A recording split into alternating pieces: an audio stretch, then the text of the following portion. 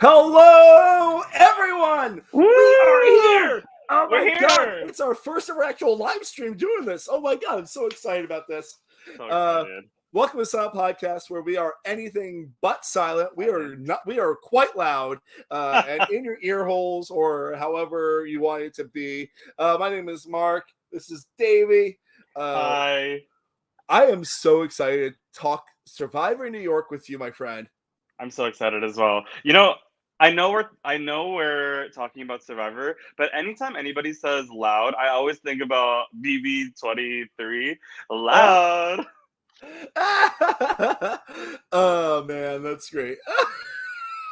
Loud. Oh And my speaking of god. which, we have a lot to talk about. We have a lot to talk about. What a wonderful first episode of Survivor New York, Bannerman Island.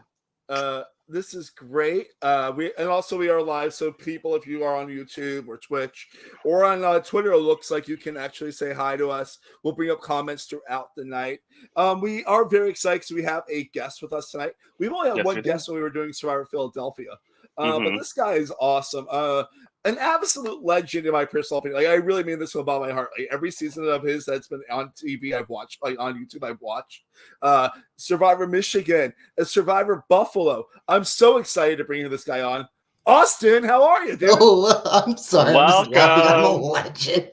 No, I'm really, like, I told you, like, I mean, like, for those who ever watch your Survivor Buffalo season, it's like, the way that you handle yourself in that kind of adversity towards your performance in the beginning stages of the game is like what like people like me dream of, like being like able to defend yourself when like all that type of pressure's on. Yeah, you know? Like I feel like both times I played, the odds were very stacked against me. So no, it's good to hear that it resonates with people. And I think that's my favorite thing about getting to connect with like fans of the LRGs I've played and be like, oh yeah, you actually enjoyed what I went through. Yeah. And you actually got something out of it. So yeah, I'm so happy to be here. I'm such a big fan of Silent Podcast. Obviously, I'm a fan of Survivor New York. I've got so many friends who have played it, including people who are on the season. So yeah, I'm really happy to be here. And really Kristen from the season is Kristen. We will be talking about her tonight. Yeah, absolutely. Yeah. When was the first season that you watched, Austin? I think the first one I watched a bit of season 2. Okay. And then I watched 3, and then 4 I watched because Emily Paddock and Sarah Gallagher are 2 very dear friends of mine. And they both had a really fun season. They both had an awesome season, and I've gotten to play with both of them. Emily I played with on Survivor Michigan season 3, and then she hosted the Survivor Buffalo season I was on. And then Sarah I got to play with on Survivor Buffalo. We were on the same tribe there, and I got to be part of production for Survivor Michigan All-Stars for both of them. So if you're not watching that right now, so good. I'm an episode behind. I watched the first episode. Like, this is, I love Survivor Michigan. It's so much fun. The season's crazy. I have some crazy harebrained ideas of mine make it in, some fun challenges I came up with. So it's a really cool experience to watch play out. Awesome. Yeah. Shout out to the Michigan ladies. Yes. We love Michigan. Shout out to all of them. Honestly, like, I actually haven't brought this up, but like, if because I only watched Michigan season 3 for a while, and then I was like, I want to watch them all before All Stars. Yeah. But there was just so many episodes in such a short amount of time that I was not able to watch them all because I was gonna be like, maybe we can cover for Silent, but like, I don't feel like I could cover it do justice if I haven't seen it all. You know? Yeah, there's a lot of lore. Yeah, there's so much lore. But speaking of lore, what a weird transition. Let's get started, right? Oh my god. Get started. Like, I want to start off with right off the bat before we get into the episode title or anything like that. I want to like shout out to Chris and all the people on tech, like on like production, because every season of Survivor in New York jumps up so much in actual quality. Like, there's been audio issues in the past, and now it's getting a lot more evened out.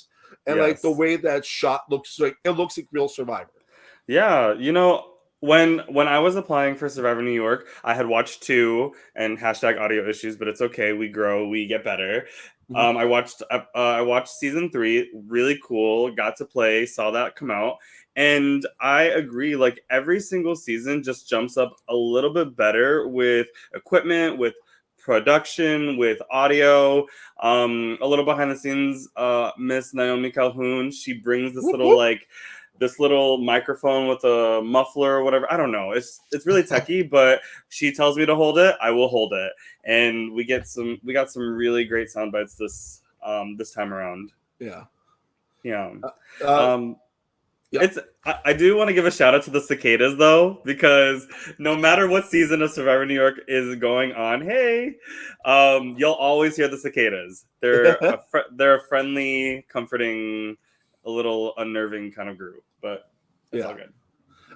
Let's get started. One of my favorite episode titles of all time. How am I going to hide this? How am I going to hide this? Well, like, what am I hiding? Is it like my alliances? Is it an idol? Is it going to the bathroom himself? I don't know. Not I the love bathroom. that. I love a good title, and that's such a great title. We'll talk about who says that later.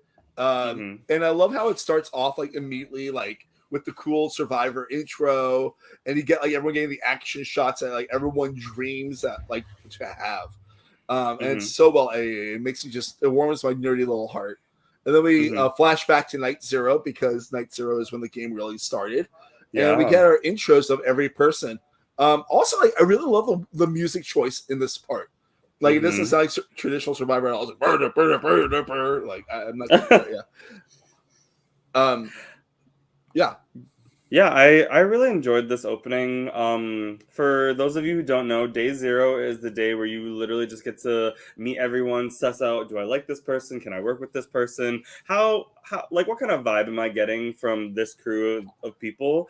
And day 0 is really special. It is the day that I wish a lot of games had, so that way you could really get to know each other without the pre-gaming. It's just so genuine, authentic. You're sitting there, you're like, oh, like shooting the shit, trying to do whatever, and you get a really good sense of people on day 0. Day 0, LRGs, put it in there. Yeah. So we start off with them getting the tribes divisions. We get a Sopas first. Edsel comes up and he's good at being sensitive. That's like one of the things. Like I feel really awkward like saying like the little sound bite that they say, because so it's like some of them is just like, I'm from New York, and like that's it. But like Sharif's the oldest player of the game. He's gonna be a social player, which we see that a lot in this episode. Talk's originally from India. Laura's loud, but she knows it, which is actually a very loud. But like that's such like a good thing to know, you know? Like you're like, hey, I take up a lot of space. Maybe this could be good. This could be bad. I don't know, you know? Yeah. And I thought it was funny where she's like, I've been told by multiple people to be myself, but less. And I'm like, I don't know if that's good advice or just like mean. I love it. I guess so in much. Survivor, it's like, yeah, I've been myself, but too much, so I need to be myself, but less too. So I resonate with that. I mean, I think that's like a good thing for all people, though. Honestly, right? Yeah. Like I don't know, like you have to have some walls up in Survivor. Yeah, it's about presenting this version of yourself that is yourself, but also a little curl-tailed back, because you don't want to rub anyone the wrong way, because first impressions are so important. I say, like, if anybody ever wants to play an LRG, the number one thing that you have to do is make a good first impression. Like, for example, like if you like Laura said, if you're loud, you can take a seat a little bit and like try to listen to other people. If you are a typically serious person, you should try smiling a little bit more. Something that doesn't make you feel like you can't be yourself, and something that can like just be a little effortless. 100%. Yeah. This tribe is really charming. Like I fucking love them. Like when I was getting college counselor, tall guy, like India traveler / Iowa, loud. Like everybody was just so charming. I was like, oh, go blue. Yeah. I love them go so blue much. As a Michigan alumni. Hell yeah. Also, like Brienne, who I'm dubbing Little Thunder. I'm calling her that this whole Little season. Thunder. Is that what you're gonna call her, Little Thunder? She's Little Thunder. Why? Why? Because I called her that in the draft when I drafted her. I don't know. Okay. Do you have a different name we should call someone? I don't know. I don't have any names until we talk through, and I'll give a couple of nicknames. Right. I don't give nicknames willy-nilly. So if people want Little Thunder, let us know, okay? We will decide for sure by the end of next episode. But But so she's from New York. That's literally all that it says about her, really. And Kayla is going to bring the drama, but doesn't like to lie often. What a great, that's a cool skill, I think. Yeah. Yeah. You know what's funny about Kayla? She said, I'm a barista, but I'm also very blunt. So I could imagine her being like, so, Here's like your venti fucking coffee. latte for Jeff. Like, you know, like I could see her being like that, but also being like, for Jeff. And then like turning around and being like, fuck you. You know? Or just like throwing the coffee in the face, but like no, in a way that she's too sweet for that. She understands herself. Yeah. All right. We're going to Iona now. Yeah. Did you want to introduce them? Yeah. So we have Jeremy, self-aware king, Stan, Dr. Smart, aware. Everyone's aware on this tribe. Super aware. Andrew, hashtag let's go rugby. I have a rugby hat somewhere. The Maroon Squad. The next one, yeah, the Maroon Squad. I was like, that is not purple. But I'm gonna give you a pass because you are a great coach. I love them so much. We got Annie motherfucking, I don't actually remember her last name. Last name. And we have Veronica and we have Julia. So I love the energy of this tribe. Yeah. This tribe has great energy.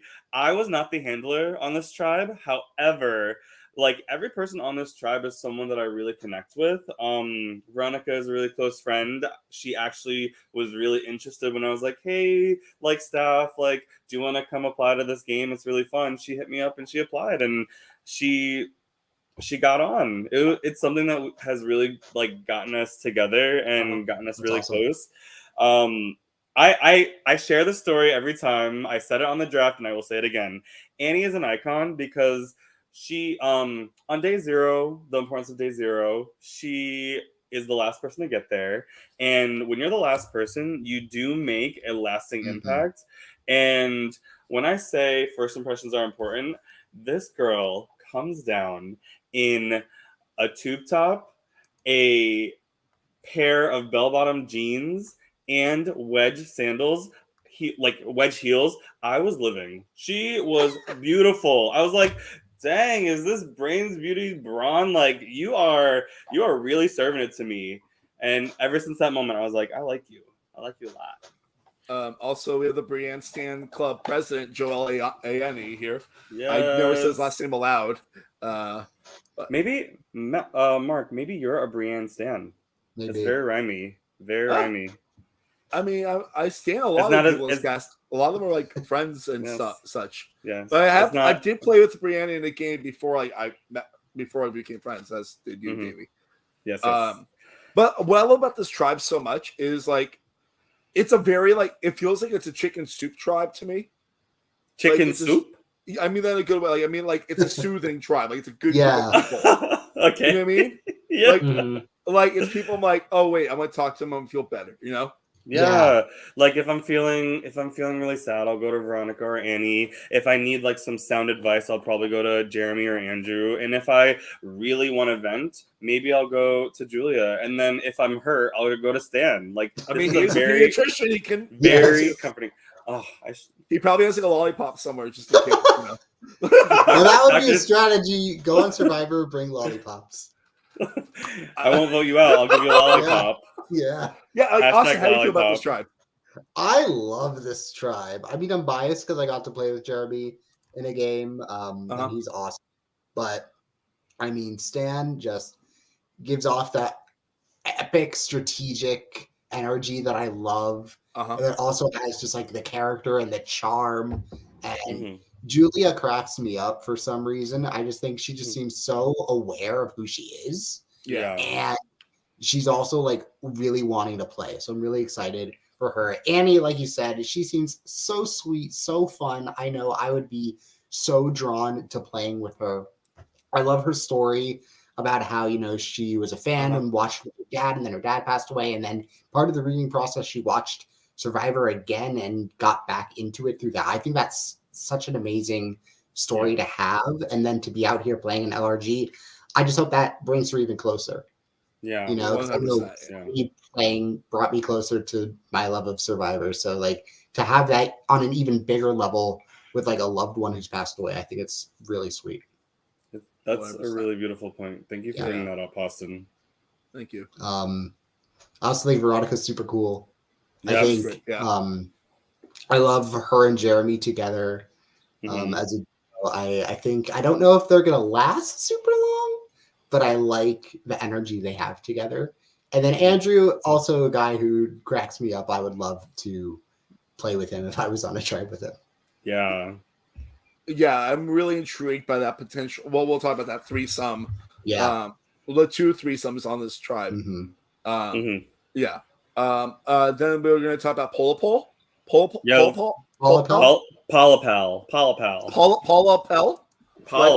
the actress. Paula Pell is an actress? Yeah, that's the name of an actress. Okay. Yeah, that's real. Like that. Okay, Mark, if we ever probably before my time. Yeah, no, probably before my time. I think she's whatever, man. Mark, if I ever need a movie buff for a trivia team, I will hit you up. Hashtag Paula Pell. Yes. Am I making? Yeah, Paula Pell.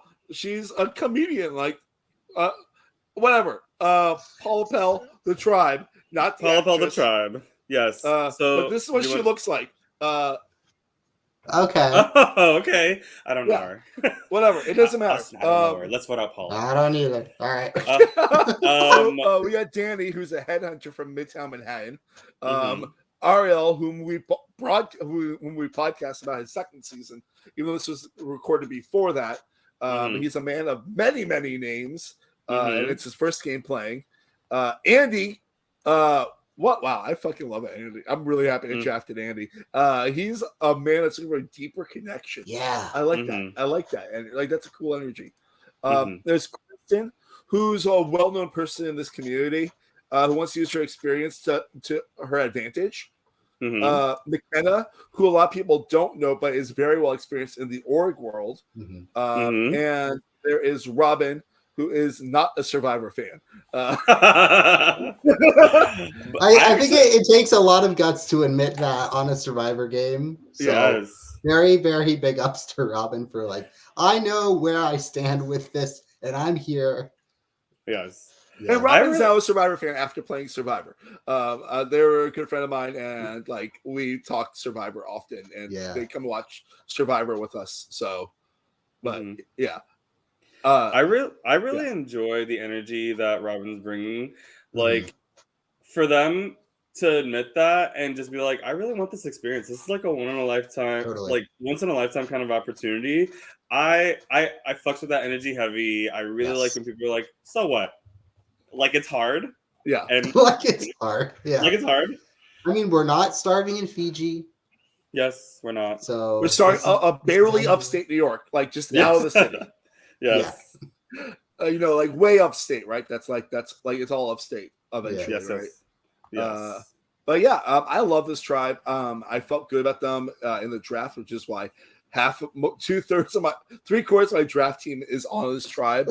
And I just love them. Oh, look, Gary, alum of Survivor New York. Period. You have to watch this season. We're not going to ruin anything, but the season's awesome, and we all love Rob. Like, this is a big pro Robin podcast, and we will be forever.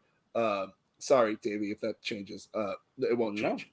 I'm not saying anything. So it's not really a spoiler, but I worked on production. I have a really great poker face. I'm not going to confirm or deny anything. I'm gonna talk and recap everything because this cast is awesome and they deserve that. So yeah. Cheers. And I did not work on this season. I've not worked on any season of Survivor New York, and that's all I'm gonna say about that because that's all you need to know because that's the truth.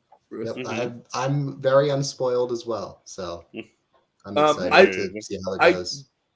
Do absolutely love that once they finish showing people, you find out that's gonna be a one world setting for the first night. That's such a big fucking move. That's awesome. It's great. It's great. I remember it was my first time being on prod, and I was like, I want to give these players the same kind of experience that I had. So I was in every conversation being like, what do you think? What do you think? Yeah. Or I didn't even say anything at some points. And the quick reel was just a smidge of what happened. They didn't go to sleep until I want to say 12, maybe even a little towards 1. I'm not. Oh man! So for those that are listening to this, Joel's wrote in the chat. Davey's playing Survivor while podcasting. # poker face. You need to have a good poker face. Mm-hmm. But yeah, I no, have a terrible poker face. yeah. Whatever. I also think in hand with like staying up and strategizing all night, you also like there's so much adrenaline because the first thing that you're thinking of is like I don't want to go home first, so I'm going to try to make connections as much as possible. Mm-hmm. They were up because they did not want to go home, and because they didn't want to go home, they didn't really sleep. That will start to play. I think exhaustion in general is going to start to play. I mean, it's a big thing, you know. Like, That's a big you thing. you want good sleep. Like every time I played a multi-day game, which isn't often, you just are like, I need sleep so I can be coherent, but also like I want to like be in these conversations. Yeah. Mm-hmm. Yeah. Yes. All right. Yeah. So we get to like the day one stuff. I really love how much I know this happens a lot in LRGs, but like the actual like cool history of Bannerman Island is an actual part of this. Yes. Like, they spent like a minute like talking about the history because like if you ride up the train to like any part of outside of the city of New York, you run by Bannerman Island. It's like 40 minutes outside of New York City. And it is so cool looking seeing that castle. Yeah. There was even I think in Grand Central recently, like not this recently, but like maybe last summer, there was Bannerman Island like ads to be like, hey, come up here for a little getaway. But before the season, did either of you hear about Bannerman Island? Did you know about it? No. I mean, I'm not from the area, so I had no idea it existed, and now I'm like, I want to go there. That's cool. Yeah. Like the story about it exploding because of all the gunpowder and the poor storage. That's cool. Like I'm a big history museum nut, so I definitely would love to check it out.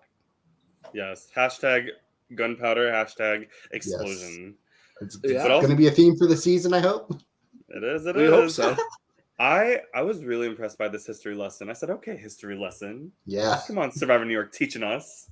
Yeah, freaking voiceovers and like drone shots. You gotta love it. Yeah. Drone shots. Yeah. You don't get that in every LRG. No, you don't. And then we get to like after that whole thing, it's all the tribes have to decide a leader. Jeremy gets chosen for Iona, Danny gets for Paul, and Kayla for Esopus, and they have to choose one person to make an important tribe decision. Jeremy chooses Stan, Danny chooses Andy, and Kayla chooses Brienne. I think these are like good choices on both ends. Yeah. Yeah. I think for like the initial choice, you need someone that's a pretty even-keeled person. And then you need another I think you want someone that will potentially look out for the tribe for the second person. Yeah. Right. Yeah. I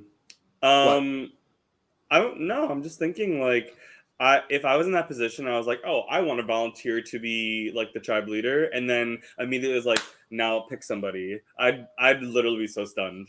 Yeah. Yeah. Would you obviously I'm going to make that decision, right? Like, okay, you got to prepare. And like, okay, what if I have to lie already and everything? But then you're like, oh, I just have to pick somebody else and they have to do all the dirty work. Okay.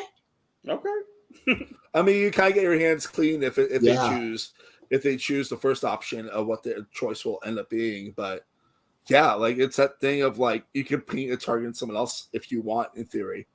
And I think in my mind that these choices for the person with the decision makes sense the most for those three people. Yeah, I think so too. I was literally going to ask, what do you think of the way the three players dealt with that dilemma?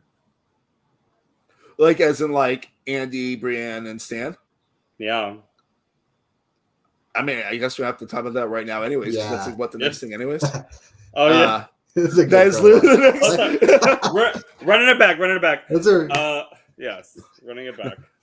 No, but I think I do love that. I feel like each of the three did something different, even though it was two of them doing the exact same thing. Mhm. Like, so Andy gets the first one that we see is Andy, and he reads it, and it's like advantage in the immunity, or get an immunity idol that no one really knows about. Mhm. And you have 2 minutes to look for it, which if they don't give it to you. You have to look for it. Mm-hmm. Yes. I like And that. he chooses to look for it. Mhm. I feel He like that doesn't- surprised me. It doesn't go with Why? his character from what how it's been portrayed. I got the vibe he was going to be a bit more tribe centric, but then then he comes out and says like, okay, I'm gonna, if we find the idol, I want to use it for the tribe, and that's kind of my thought process was like, I get that, but I feel like it's so hard to use an idol for the tribe. I feel like it's so much more of a self-preservation thing where like if you really want to help your tribe, don't go to tribal. Yes. Yeah. Yes. Because it's that thing of like you have to save it until a swap. Yeah. And like that's like hoping you make it to a swap. And like that, Right. you know. Mhm. There's a lot of assumption you have to do. Mhm. Do we want to talk about all three of them first, or should we like break down each of the three tribes individually? We can break down each. I am curious. What would you have chosen? Me? Yeah. And I would have Austin. I would have definitely chosen an advantage for the tribe.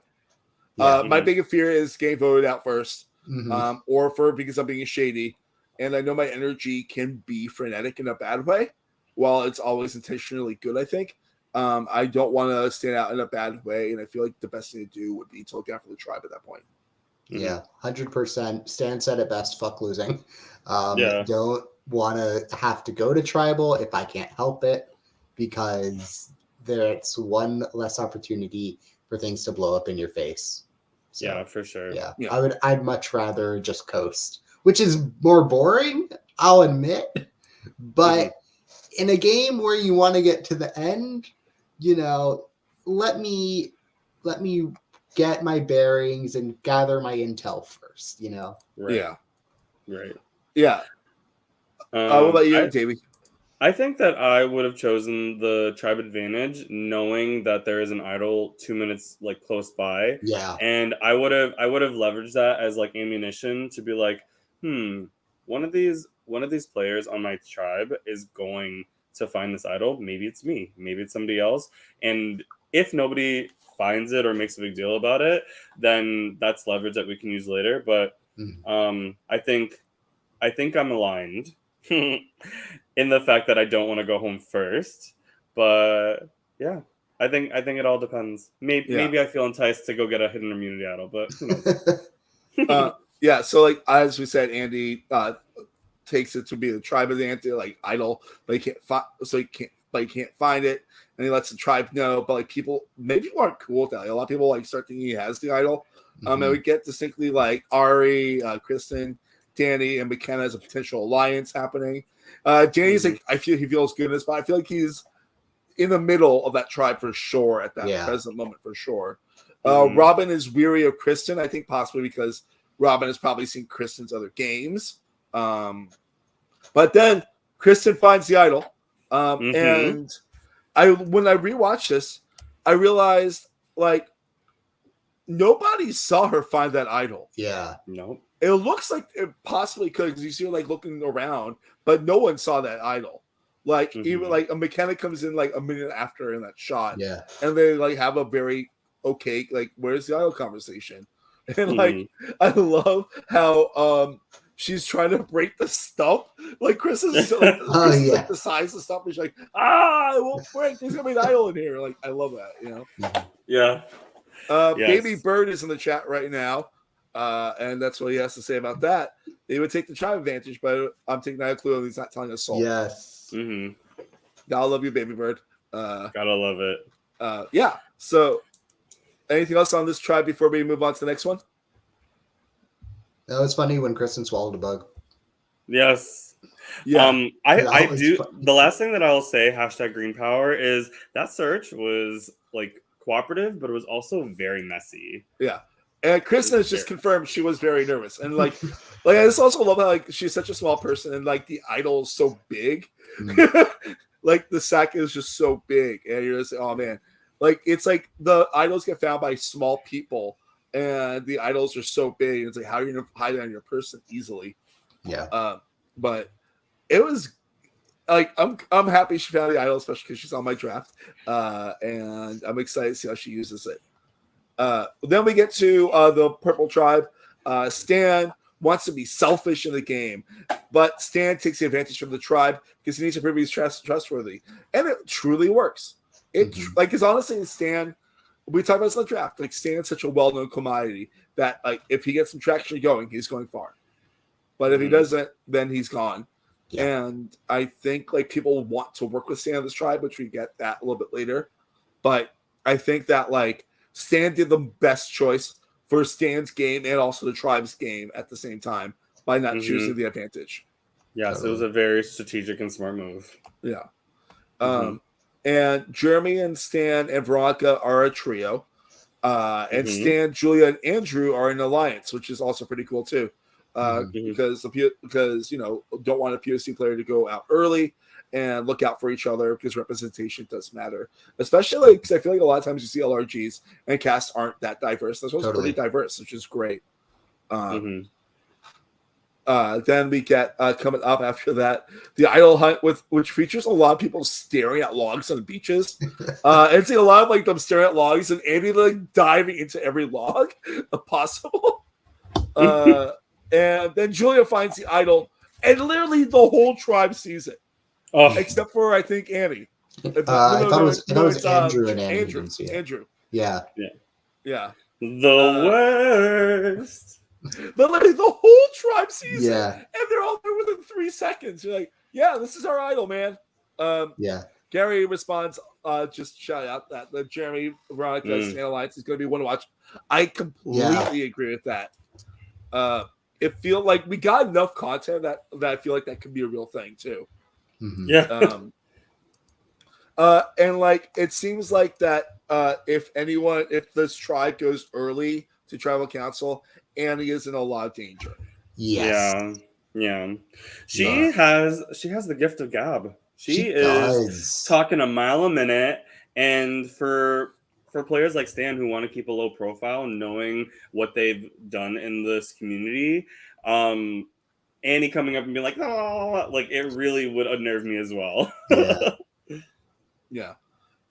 we get to the Esopus tribe, and Brienne takes the clue, and she has like mental trouble figuring out like what to say to the tribe when it comes time for it, because like she knows that people are going to expect like either an advantage or something, and she finds the idol like within like 5 seconds.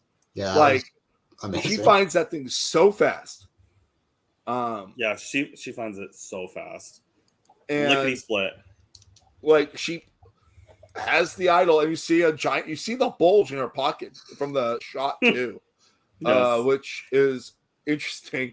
And she lies and says she doesn't have it, and nobody believes her. Like. And Sharif like basically has her like everyone like has her figured out that she's lying, which kind of concerns me because I want my little Thunder to win this game, and she's already in danger. And I'm like, oh man, but like it's that thing of like if there's a way to play this to get herself out of the situation, and I think during this episode she finds a way to get herself out of the worst part of the situation, but it's that thing of like.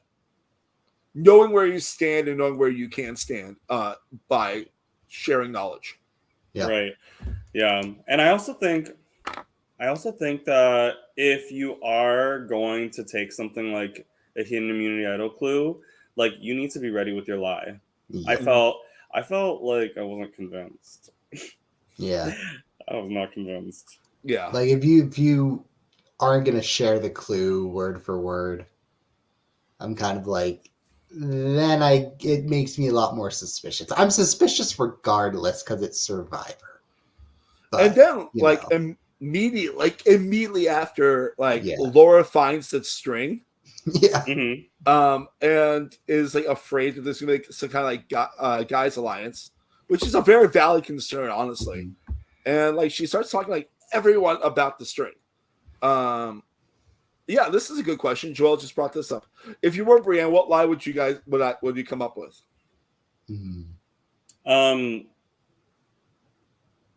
I would definitely say there was a chance. Like I had like a game of chance. Yeah.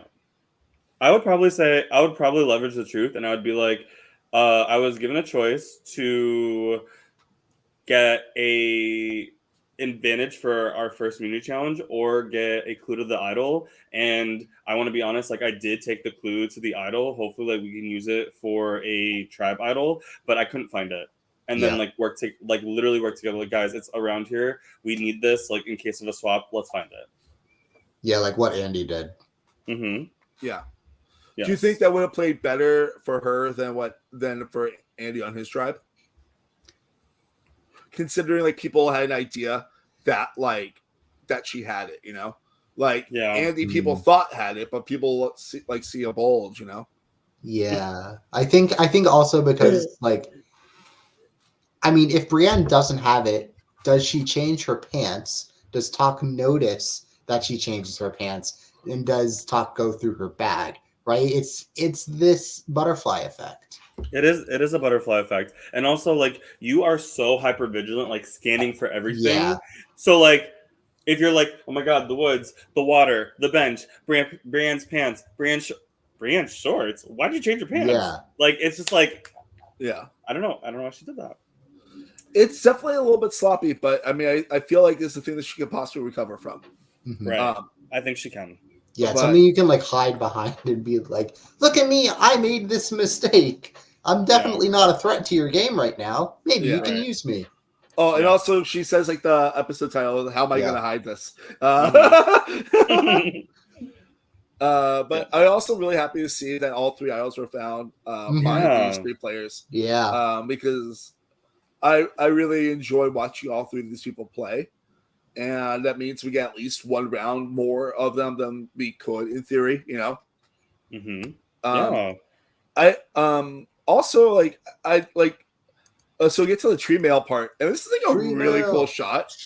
I just like had to bring it up, like watching Edsel come back from tree mail, and like you see like the beauty of like lower, oh my god, like of the Hudson Valley, and just like dang, like I wish I shot a season by water. Like that'd be so cool. Granted, I'm not like a great swimmer or anything, but like I don't know, it's cool. Like you feel like you're like doing real Survivor then, you know? Literally. The tree mail is so cool. Like shout out to Chris and Naomi for the tree mail. It's literally like a bark with the Survivor font written on a parchment that's kind of like waxed over. It's so cool. Yeah, I love the production value. I love it. Value. I'm such a big fan of production value. Yeah, it's like if I ever get an LRG off the ground, I'm going hard on the production value. Get good microphones, some decent cameras, some really cool props. Yeah. So then we get to the immunity challenge. And it starts off with a balance beam where the whole tribe has to cross it. 2 people on grappling hooks and 2 are on the 3 bags. The 2 people will be doing a 9-piece puzzle. And Iona's advantage is that one of their bags is already pulled in already for them. I thought that was huge. That's huge. Big. Yeah. Like I've never had to do a grappling hook challenge, but they always look so stupidly hard. And you just get really they look unlucky. Really cool, but really hard. They look so cool, but just like, I don't think I would do super well at that. So to already have one of those bags and it's like, you think a balance beam is probably going to be pretty quick. There's not a lot of room for error in this kind of challenge. Yes. So it's a really, really good advantage to have. Yes. I have a grappling hook strategy. Okay. Yes. I literally hold the sharp part and I take the string and I whip it around like this. Oh, that makes sense. I only do that because like if you're pulling it from the string and you're like letting the grappling hook like fall all over, it can get tangled. It it's sharp. It will go everywhere. So it's just a controlled way. # strategy. We love to see strategy here. I've never done grappling hook, but I really want to. That's Yeah. where I'm at. Like I feel like the next time I play an LRG, I'm like, can I please win a grappling hook? And then and then I do it, and then I get voted out because I'm terrible at it. Yeah. That was literally me with touchy subjects in Survivor Michigan. Oh, I believe that. I was like, is it going to be touchy subjects? Is it going to be touchy subjects? The weakest touchy subjects. It all goes great. Oh, not so touchy subjects. Yes. Oh man. But then so Iona's advantage is huge enough that they come in first, and Huge. Paul also wins, and it's so. Within seconds. Was this like as quick as it looked, Davey? Yeah, I'm pretty sure like when I was recording, I was like, oh my god, they're about to finish, and Blue has not even like gotten their bags yet. Mhm. The only person who got a bag was Laura, right? Yeah. That sting. That first challenge sting, it sucks. Yeah. It sucks. It's bad. I have been there. It sucks. Yes. So like Esopus is the one tribe that's going to go to tribal council, and then we get a few minutes with Pol and Iona, and like everyone's so paranoid on Pol about Andy and the potential idol that he might have. Yeah. And then like I wrote down like I'm like, man, Ari and McKenna are having such a great talk, and then McKenna's like, yeah, I don't trust Ari. Yeah. I felt so bad. I'm like, oh no. You know, it's funny. No, I agree. I think the dynamic is so good, and everyone is sussing each other out. Like, does Andy have the idol? Where is the other idol? I don't like this person. I really vibe with this person. Like, it is such a interesting dynamic to like everyone, but also like have one eye like on everyone else. It's so cool to watch. Yeah, I feel like that's the best kind of Survivor to be like playing in. I think, because that's just the most fun. Where like I genuinely like everybody, but I know we're all playing in the game at the same time. Yeah, right. And so it's like, who's gonna make a move, and what does everybody actually think? Yes, it's great. It's so just great. I feel like if it was on that tribe, I would just be like, there's like it feels like that tribe is like boiling, like about to boil. Like, it's like about to boil. And you're like, is this gonna be a good boil or a bad boil? Yeah, well, water you don't know until you get there. Yes.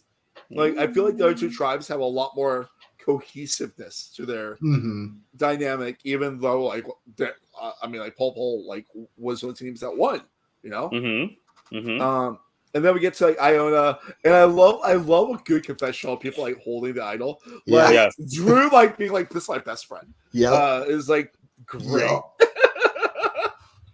And we get Stan, like Stan's like talking about a strategy. And it's like just so sound. You're like, if you know Dr. Stan, you know this guy plays a lot of games, and like he always either goes really far or gets out really quick. And he's like, it's just like he's doing a really good job keeping everything close to his chest. Yeah. I want to go back just a little bit, like when everyone was coming to see Stan sitting at the table. The first thing that Jeremy did was look under the table. I was like, oh. I was like, why did you do that? That was a really, I mean, it was smart, but also like, I saw Stan Iron Man up, like what are you doing? And I'm glad that they were able to have a restorative conversation, like one-on-one. But it was definitely an interesting choice. Yeah. And also hashtag I love Annie, hashtag don't touch her. Yeah. Yes. I'm genuinely scared for Annie when this tribe loses. But Joelle with season 4 PTSD.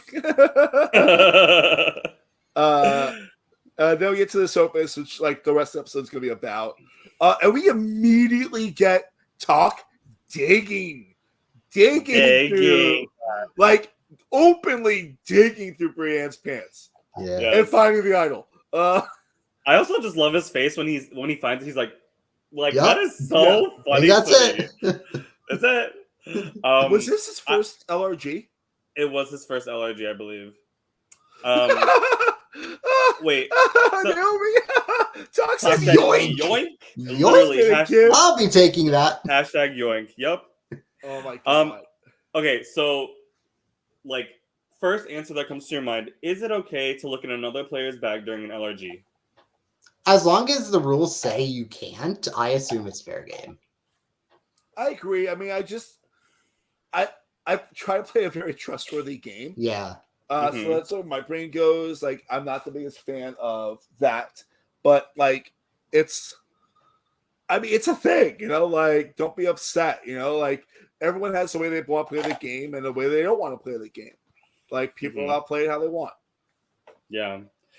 Well, trust that I don't think that I could like physically go into someone's bag, but if someone's like, I think that we should go into their bag, I would offer to keep watch. Yeah, Or maybe I'd be an I'll go into that accomplice. fucking bag.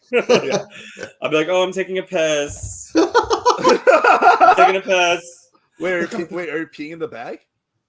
No, I'm not peeing in the bag, Mark. I'm Okay, that would peeing off to the side to That would be a bit out of bounds. It's right. like, Jesus, Davey, wow, Davey goes hard, man. Like, Oh, so I was honestly yeah. gagged. I'm glad that he yoinked into that bag, but ballsy, very ballsy. Especially like when you're not necessarily doing it super secretly. Yeah, like, do you trust everyone enough at this point? Like, you haven't even been to tribal council yet. Like, yeah, sure, I trust Sharif, but does Sharif trust me or anyone else? You know, like, there's like, does everybody trust Brienne less at this point already? That like talk going through the bag isn't as big of a red flag because we're already trying to confirm if she has the idol. Yeah, right. And Kayla and Sharif and Laura have like a really nice strategy talk, I think. Like, I love how Sharif handles this whole like thing. Like, he's a really good calming force of a human being. And just see him be like, okay, so this is what's gonna happen. And like, I feel like, besides the fact that he's like 4 feet taller than everyone else in the tribe, like, he feels like a good leader for the tribe at this point in the game. Yes. Yeah. It's really funny watching this. Him just having to crouch down and be like, "Hi, tiny person." Yeah. Like, I really liked his energy with Brienne, especially because like Brienne was the one who told Sharif about her idol, and like her very justified paranoia at that case, combined with Sharif's very like calm kind of playing the middle energy, was a very nice juxtaposition.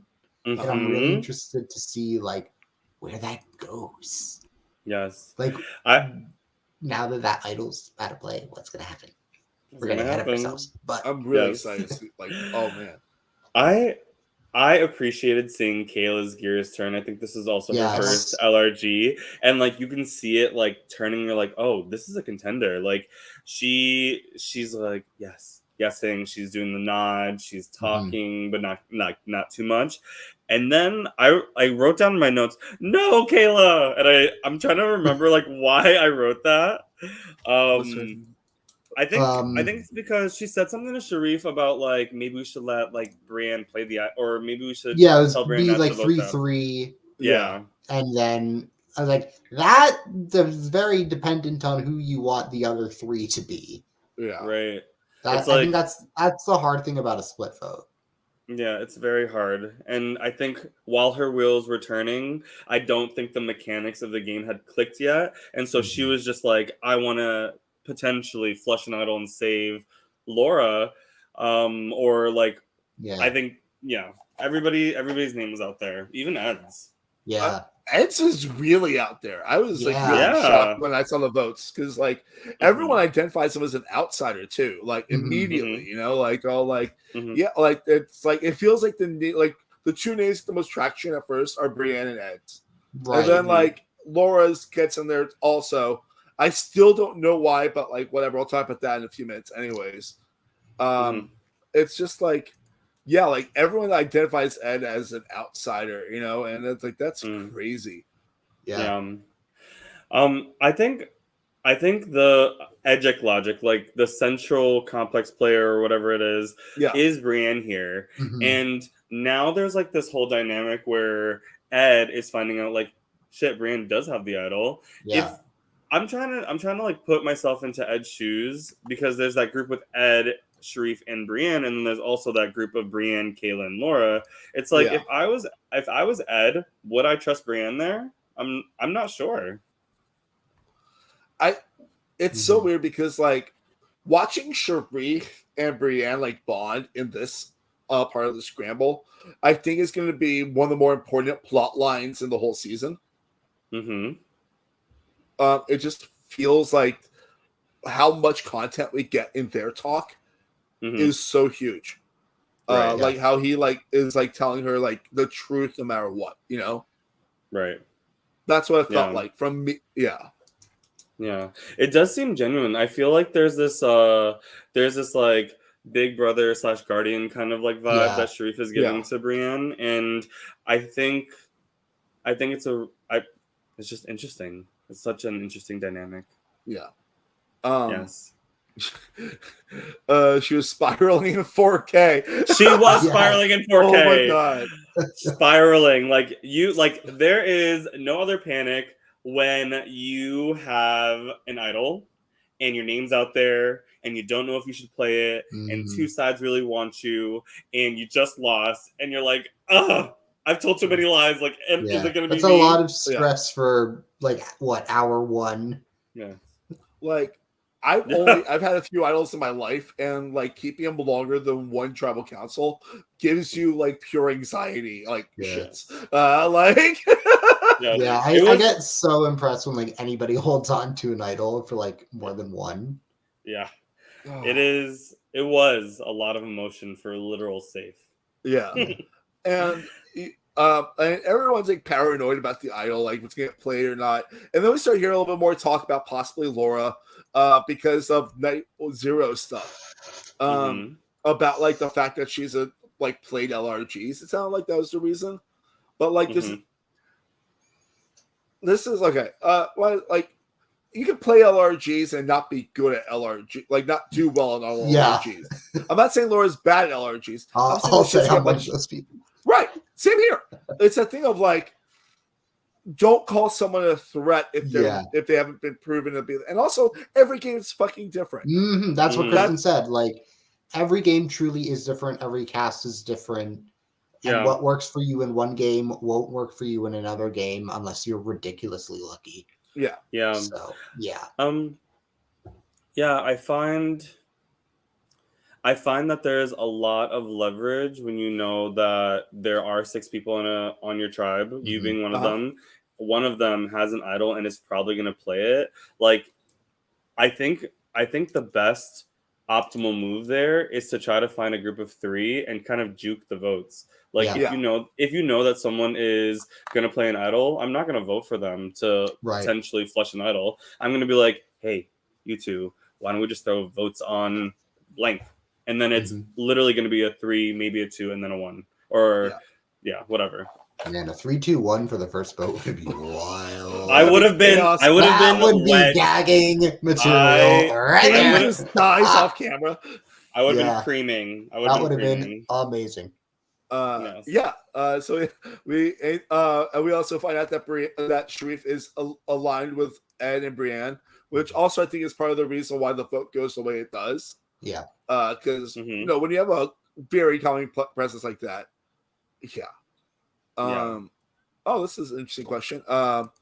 So Andrew from Paul brings up: do y'all think the morality of bag searching might be results oriented? Like you uncover a lie and it's okay, but you find nothing and you're the bad guy. Yeah, I mean, I wouldn't go through someone's bag without. It's like you're not going to go through something without a warrant, right? Unless you have probable cause, then you're the bad guy.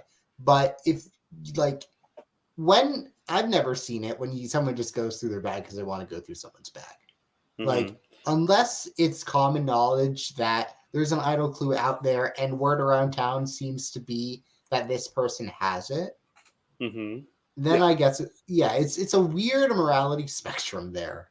But I mean that's Survivor, right? Yeah. I think the morality piece kind of cues you in on what kind of player you're going to be. Like, are you going to be I guess, lawful good player and not do it? Are you going to go through and be like, okay, so I'm going to do anything I can in my power to try to win and gain information in the form of momentum? Like, I think it really, I guess, to Andy's question, it does provide light to what happens in the end, the results. Yeah. Like, and also, what a logic-based question. Andy, you know I'm not good at math and logic. Davey's all about the vibes only, man. Yeah. Like, The vibe of the tribe. The vibe of the but- tribe. so we get to the tribal council. It's pretty cut and dry. Man, this hurts. This Yeah. one It hurts. hurts. Like, this is one of my best friends out there. Yeah, like obviously, like you have to cut best friends and shit like that. But like, I feel like Laura just got robbed. Like she got robbed Yeah. of being able to play the game. Robbed. They got robbed.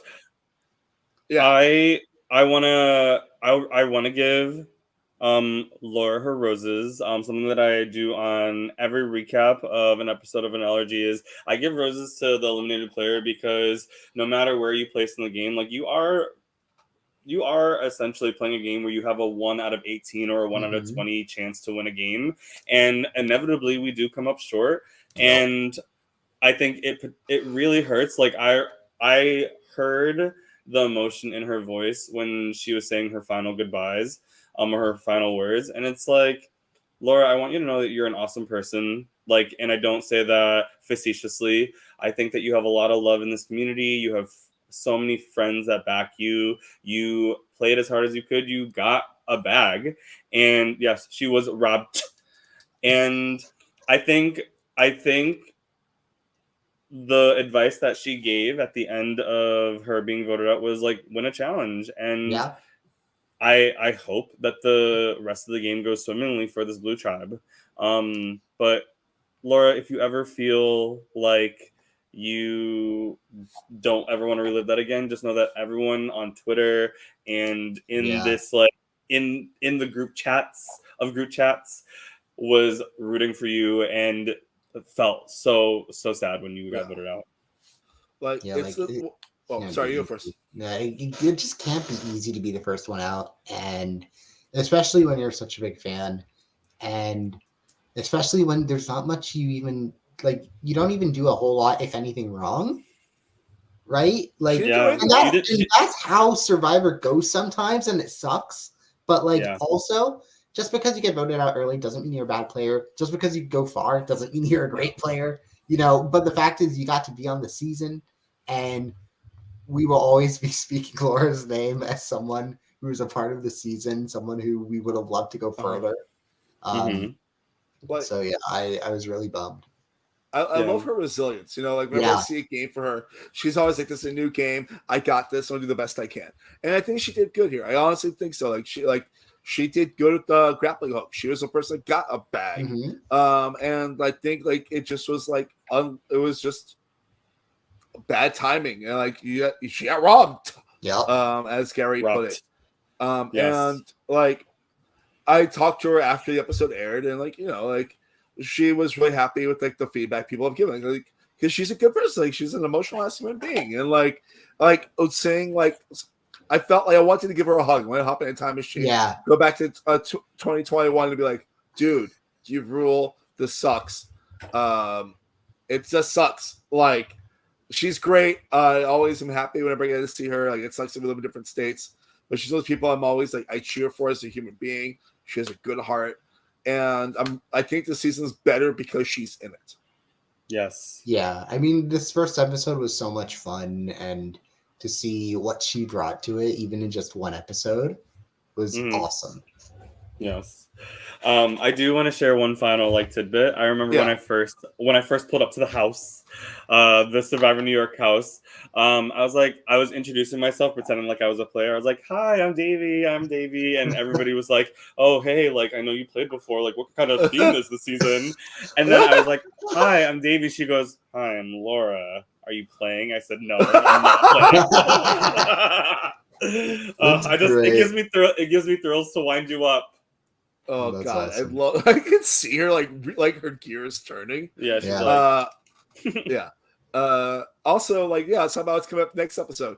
It's just like pure idle paranoia from like every tribe, and I love it. And it's like some people might know that someone has an idol, some people might not. I love it. I love it. We're gonna get a nice, good paranoid season of Survivor New York. It's gonna be a fun one. I can tell. Yeah, paranoia. I'm really excited. Hashtag paranoia. I think it's gonna be really interesting if Iona or Apollo goes to tribal, There's Mhm. like we were talking about earlier, like there's going to be some boiling over that's going to happen on those tribes eventually. And Yeah. I think it's better for that to happen sooner rather than later. Yes. Yeah, you'll know where you really stand, you Yeah. know? Mhm. Yes. The last question I want to ask is how do you think first, who do you think is in trouble on Esopus?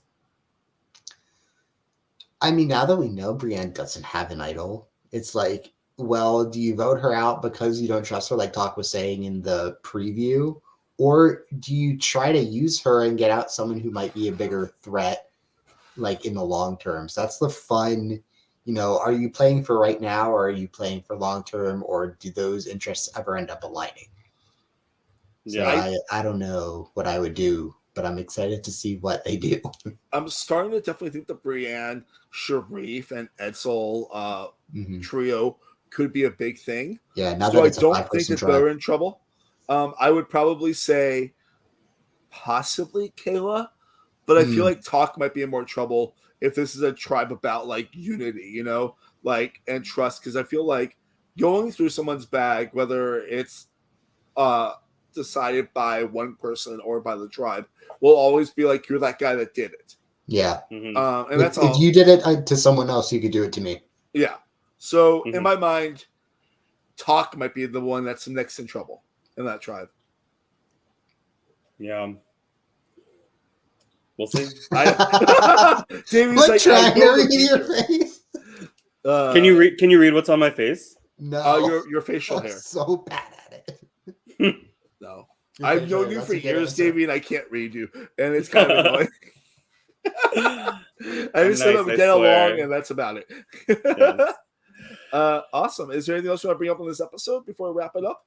No, I've been waiting for this to premiere. The cast has been waiting for this to premiere, and the premiere did not disappoint. No, it So didn't. cheers to that. Yeah, cheers to the whole cast crew. It's been such a fun first episode. I'm so excited for more. Yeah. And I'm just really, really honored to be here. Yeah. So yeah, we thank you guys were for happy to having me have you, on. seriously. Yeah. How can people follow you, Austin? Yeah, so I'm on Twitter at Natasu987. It's just Austin in a weird anagram thing my dad gave me when I was a kid and it stuck. Yeah, for all of my random fandom stuff and a lot of Survivor retweets. Nothing Fun wrong with things. that. Also started a Substack visiting museums in the Chicagoland area. So cool. just trying to keep up with my love of museums that way. So if you're interested in that, you can also find it there. Yay. Nice. Hashtag Substack. Hell yeah. Yes. Austin, it's been so nice talking with you on this. Yeah. Pod. Yeah. Yes. Like you're someone I've wanted to talk to for so long. Yeah, totally. And like, always seeing your tweets, and it's cool to have you be the first guest in the season. Yeah. Yes. So honored. Davey, how can they follow you? You can follow me at DaveySack, DAVEYYSAK. You can follow me on Instagram, Twitter. You can find me on Facebook. I'm like, my DMs are open if you ever want to ask about LRG experience, advice. I like to think that I give really good advice. And yeah, I don't think that I have any upcoming projects, but we'll see. Yeah, awesome. For me, at Mark Daveyy 85 for everything. Although, if you go to my Instagram right now, I don't have access to it because I got hacked because a friend sent me a message and it was not a friend. We're working on that, but follow that drama. It's been really fun to happen on New Year's Day. But at Mark Daveyy 85, follow me on Twitter. You can interact with me on Twitter, Letterboxd, all that stuff. I know Isaiah and I are going to have a top 10 movie podcast sometime soon. I just covered Lego Masters holiday season last week with Josh Kettles, also here on Silent Podcast. And we got a really good email today from a Lego Masters celebrity, and I cannot wait to talk to that person. They know my name, and I started crying because that's the nerd that I love that. literally made me so happy. Yes, Joel. Hashtag free Mark. Please, someone from Meta. Actually, I have a friend from Meta that like started like pushing it through. But I literally had to take 10 selfie videos of me going like side to side, up, Oh my down. gosh. And I'm like, no one looks like me. Why is this not saying it's me? And it's just like, I hate it so much. I've had friends fall for it. It makes me so mad. But 2023, only good vibes. And I'm so excited to talk again about the rest of the season. Awesome. We would love to have you back sometime, of course. Yeah, totally. This is fun. Everyone follow us on podcasts. And with that, we'll see you next week, right? Yes. All right. Bye-bye. Bye-bye.